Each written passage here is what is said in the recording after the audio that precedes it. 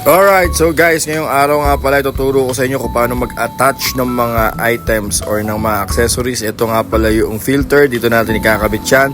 Yan yung inlet nga pala ng ating tubig, kaya may filter yan. Syempre para yung mga debris hindi pumasok sa loob ng ating machine. At ilalagay naman natin syempre dito yung ating outlet.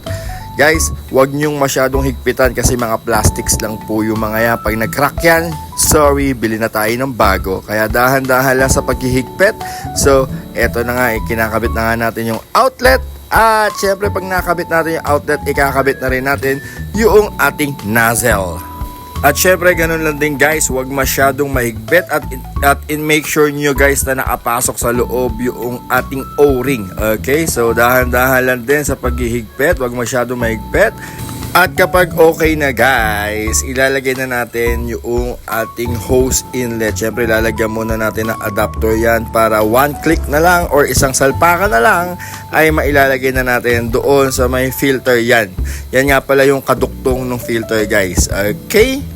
At make sure nyo lang pala guys na pantay yung ating hose na ikakabit dito kasi kapag hindi pantay yung hose, magkakaroon tayo ng konting leak. Sayang naman yung kada patak na hindi natin magagamit sa ating pressure washer na ito.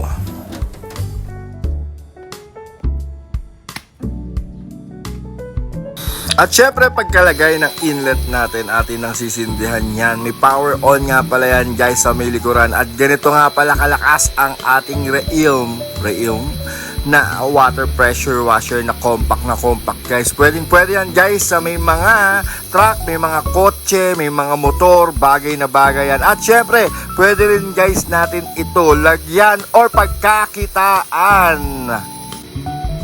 At syempre, ganito nga pala aganda guys, itong buga nito. May mga pang single at sobrang lakas guys talaga ng pressure washer natin. At dito lang yan guys mabibili sa ating yellow basket. Kung gusto nyo ito, pindutin lang yung yellow basket at dyan na kayo bumili. Salamat po!